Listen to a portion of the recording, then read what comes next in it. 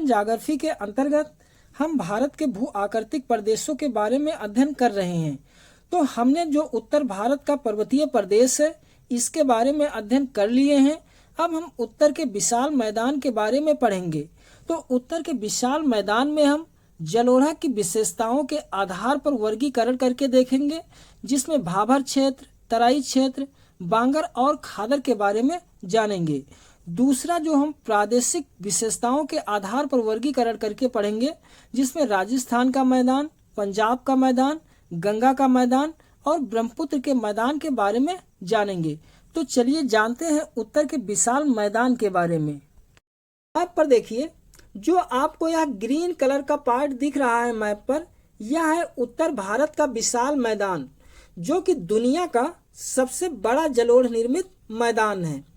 इसका क्षेत्रफल 7.5 लाख वर्ग किलोमीटर के क्षेत्रफल में फैला है और इसकी जो पश्चिम से पूरब की लंबाई है 3200 किलोमीटर की है। उत्तर से दक्षिण की चौड़ाई 150 से 300 किलोमीटर की है। देखो, यह है इंडस रिवर, सिंधु नदी और इसकी सहायक नदियाँ। यह है गंगा नदी और इसकी सहायक नदियाँ। ये सबसे पूर्व में ब्रह्मपुत्र नदी है और यह इसकी ट्राइब्यूटीज हैं। तो इन नदियों के जलोढ़ निक्षेपों के गर्त में जमा करने से इस उत्तर के मैदान का प्लेस्टोसीन पीरियड में निर्माण हुआ है। देखो, आखिर मैदान क्या होते हैं? ऐसे क्षेत्र होते हैं जिनका ढाल नगण्य होता है, यानी बहुत ही कम होता है। ऐसे क्षेत्र को मैदान कहते हैं। इस मैदान की गहराई लगभग 1 से 2 किलोमीटर की है और ढाल 13 सेंटीमीटर प्रति 1 किलोमीटर की ढाल है। तो यह उत्तर भारत का जो मैदान है जलोढ़ मिट्टी से बना हुआ है, इसीलिए यह कृषि की दृष्टि से काफ़ी उपजाऊ क्षेत्र है। यहाँ भारत की 40% जो पॉपुलेशन है निवास करती है। अगर इसका हम वर्गीकरण करें तो 2 टाइप से इस क्षेत्र का वर्गीकरण करते हैं। देखो, एक जलोढ़ा की विशेषताओं के आधार पर उत्तर से दक्षिण की ओर हम इसका वर्गीकरण करेंगे, जिसमें भाबर क्षेत्र, तराई क्षेत्र, बांगर क्षेत्र और खादर क्षेत्र, इन क्षेत्रों के बारे में जानेंगे। दूसरा इसका वर्गीकरण हम प्रादेशिक आधार पर करेंगे, जिसमें पंजाब का मैदान, राजस्थान का मैदान, गंगा का मैदान और ब्रह्मपुत्र का मैदान। देखो, यह है ग्रेट हिमालय यानी हिमालय माउंटेन है। इसके बाद है लेजर हिमालय या लघु हिमालय। उसके बाद आता है शिवालिक या आउटर हिमालय।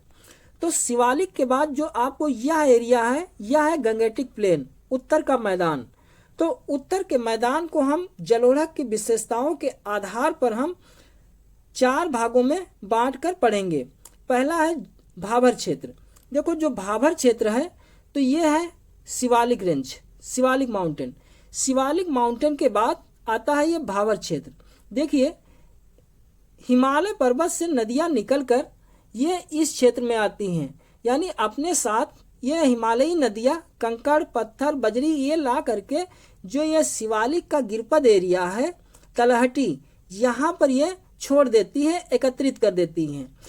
तो इनके एकत्रण से देखो, इन कंकड़ पत्थर की सांद्रता अधिक होती है। सरंध्रता अधिक होने के कारण जो हिमालय से नदियाँ आती हैं इस क्षेत्र में विलुप्त हो जाती हैं, यानी गायब हो जाती हैं। फिर ये आगे चल करके नदियाँ तराई वाले भाग में दोबारा निकल आती हैं। तो अगर इस क्षेत्र की बात करें तो इस क्षेत्र की चौड़ाई 8 से 16 किलोमीटर की है। देखिए, इस क्षेत्र की पश्चिम में चौड़ाई अधिक है जबकि पूरब में कम है। क्यों? देखिए, जब हिमालय से नदियाँ निकलकर इस क्षेत्र की ओर आती हैं तो यहीं पर कंकड़, पत्थर और जलोढ़ के जमाव को एकत्रित कर देती हैं। लेकिन जैसे जैसे पूरब की ओर बढ़ते हैं वहाँ पर डिस्टेंस बढ़ती जाती है, जिसके कारण पूरब में भाबर क्षेत्र का जो एरिया है वो कम होता जाता है। तो आई होप कि भाबर क्षेत्र क्या होता है समझ गए। देखो, हिमालय रीजन से नदियाँ निकल करके अपने साथ कंकड़, पत्थर और जलोढ़ मिट्टी लाती हैं। ये जो शिवालिक रेंज है इसके तलहटी में, गिरपद एरिया में इसका जमाव कर देती हैं। तो इस कंकड़, पत्थर, इस मिट्टी की सरंध्रता अधिक होने के कारण नदियाँ इस क्षेत्र में गायब हो जाती हैं और नीचे से निकल करके ये तराई वाले क्षेत्र में फिर से प्रकट हो जाती हैं। ऐसे क्षेत्र को भाबर क्षेत्र कहते हैं। इसकी देखो, दूसरा है तराई क्षेत्र। ये जो भाबर क्षेत्र है इसके दक्षिण वाला भाग ये क्या कहलाता है, तराई क्षेत्र है। तो तराई ये दलदली क्षेत्र है जो नदी ढाल में कमी और अफवाह के त्रुटिपूर्ण होने के कारण तराई क्षेत्र का निर्माण होता है। देखिए, जब यहाँ भाबर क्षेत्र से नदियाँ निकल करके इस क्षेत्र में आती हैं तो नदियों का जो अफवाह है वो अनियंत्रित हो जाता है, यानी अनियमित हो जाता है। कोई नदी की धारा एक ओर अलग जा रही है, कोई दूसरी ओर जा रही है, कोई अलग जा रही है, यानी ये क्या हो जाती है, त्रुटिपूर्ण हो जाती है, कोई एक दिशा में नहीं बहती है इस तराई वाले क्षेत्र में, जिसके कारण यह क्षेत्र दलदली बन जाता है। तो ऐसे क्षेत्र को तराई क्षेत्र कहते हैं। देखो, यह भाबर के दक्षिण में है। अगर इस क्षेत्र तराई क्षेत्र की बात करें तो यह 10 से 20 किलोमीटर की चौड़ाई में फैला है। इसकी चौड़ाई पश्चिम में कम है और पूरब में इस क्षेत्र की चौड़ाई अधिक है। आखिर पूरब में इस क्षेत्र की चौड़ाई अधिक क्यों है? क्योंकि पूर्वी भाग में अधिक वर्षा होती है, जिसके कारण अधिक समय तक दलदली एरिया बना रहता है, इसलिए पूरब में इसकी चौड़ाई अधिक है जबकि पश्चिम में कम है। यहाँ पर तराई वाले भाग में काफ़ी अधिक डेंस वनस्पति देखने को मिलती है। जो भाबर की लुप्त नदियाँ हैं, जो भाबर के क्षेत्र में नदियाँ गायब हो गई हैं, वो तराई वाले क्षेत्र में निकल आती हैं। लेकिन यहाँ पर इन नदियों की निश्चित वाहिकाएं नहीं होने के कारण यह क्षेत्र अनूप बन जाता है, यानी दलदली क्षेत्र बन जाता है।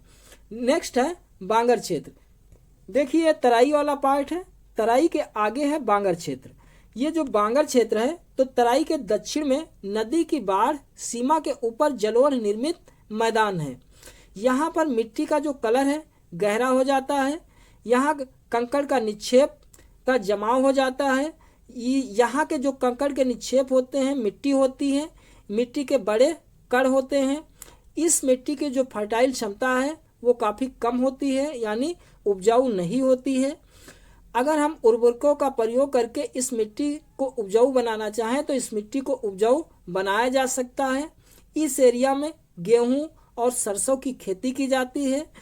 अधिक अपरदन के कारण जब ऊपरी बारीक मृदा बह जाती है तो जो शेष मिट्टी बचती है वह कंकड़, उस कंकड़ मिट्टी को क्या कहते हैं, भूड़ कहते हैं। देखिए, बांगर जो होता है तो यह पुरानी जलोढ़ मिट्टी होती है, यहाँ पर बाढ़ का जो पानी है वो नहीं पहुँचता है।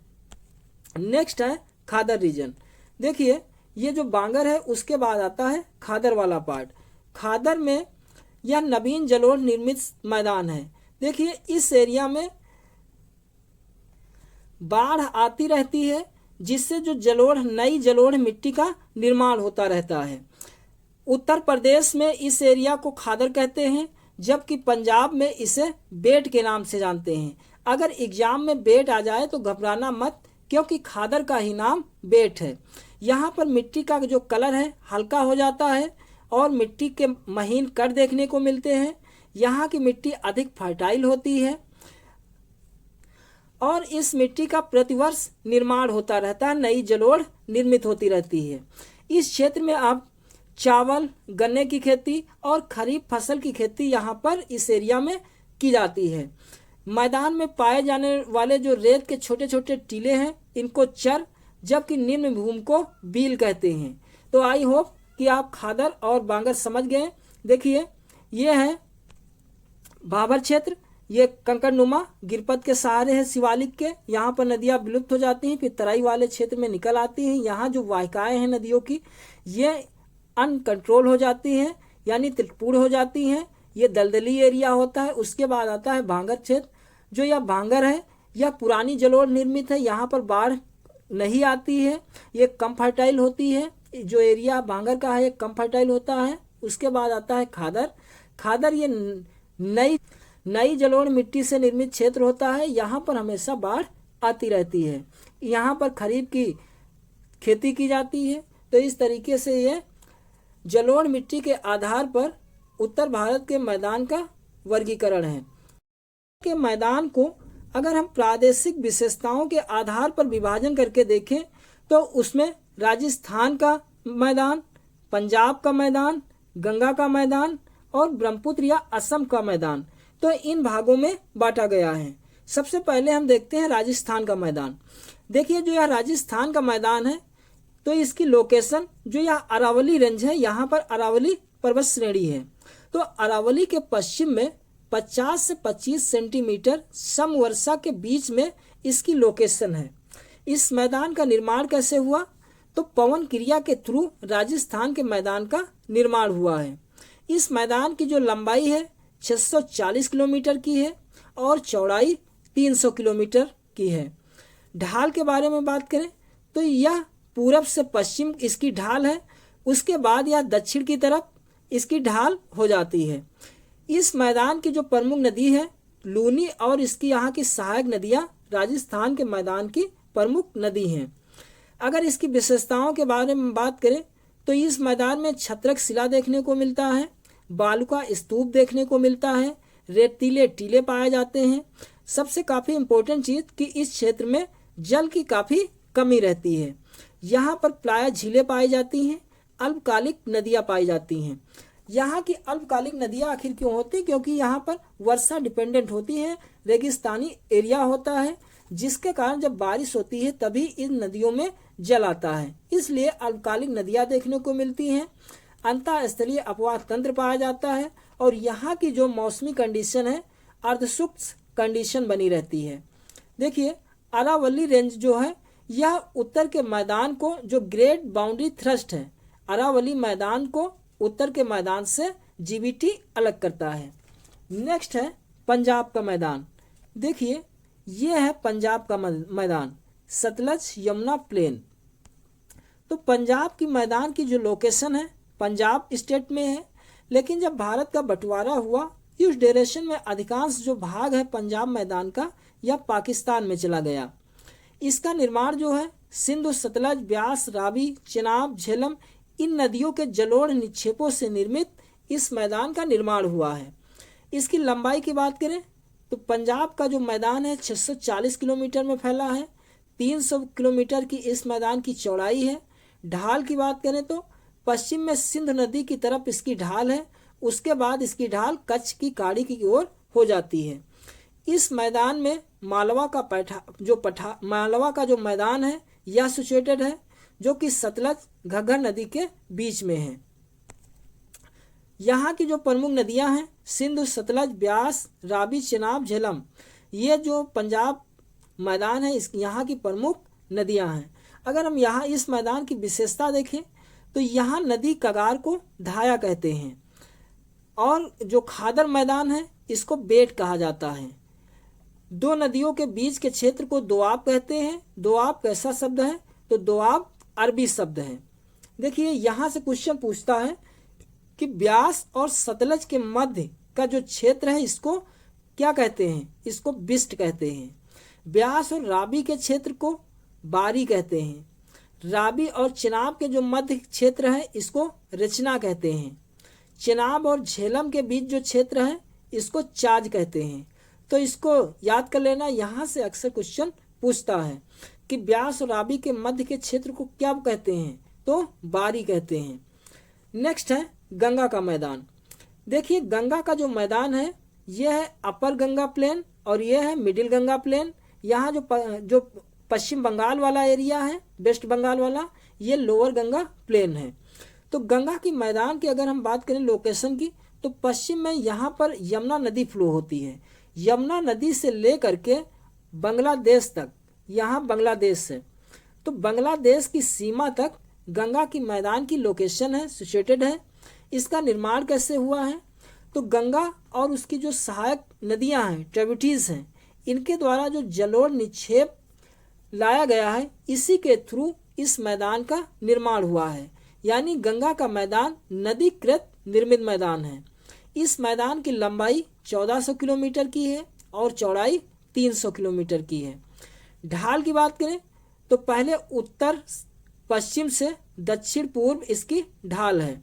यहाँ की जो नदियाँ हैं गंगा, यमुना, टोंस, कर्नासा, सोन, रामगंगा, गोमती, घाघरा, गंडक, कोसी और महानंदा इस मैदान की प्रमुख नदियाँ हैं।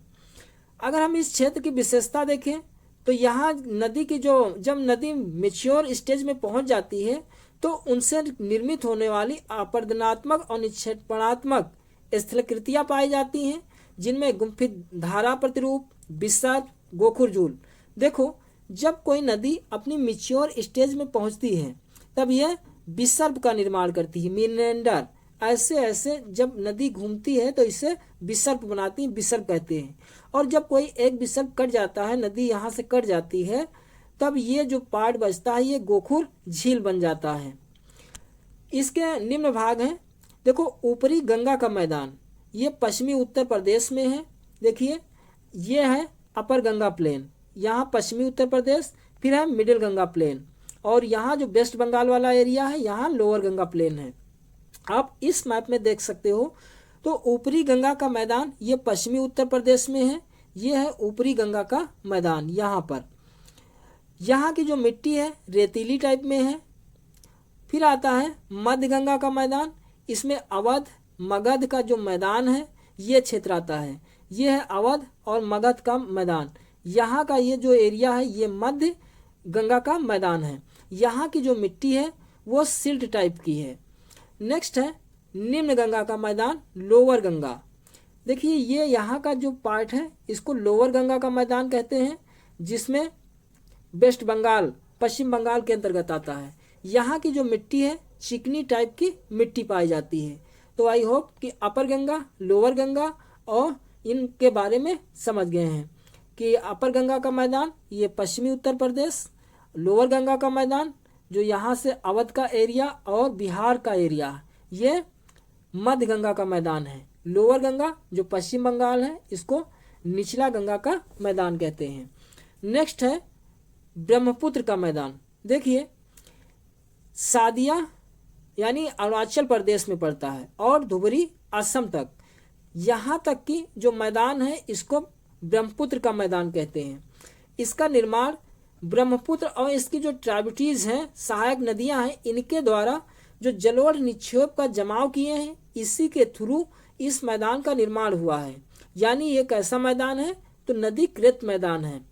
ब्रह्मपुत्र या असम मैदान की लंबाई की बात करें तो 720 किलोमीटर की इस मैदान की लंबाई है और 80 किलोमीटर की चौड़ाई है। ढाल की बात करें तो उत्तर पूर्व से दक्षिण पश्चिम की ओर इस मैदान का ढाल है। यहाँ की प्रमुख नदियाँ ब्रह्मपुत्र, मानस, वंसरी, कपली, केमांग, केलांग और संकोस, ये इस मैदान की प्रमुख नदियाँ हैं। मैप में आप इस मैदान को देख सकते हो। ये है ब्रह्मपुत्र नदी और इसकी जो ये एरिया है इसको कहते हैं ब्रह्मपुत्र या असम का मैदान। यह इस मैदान की विशेषता क्या है? तो ब्रह्मपुत्र नदी में बहुत बाढ़ आती है। आखिर ऐसा क्यों है? देखिए, जो यह ब्रह्मपुत्र नदी है तो ये रैंप घाटी में बहती है।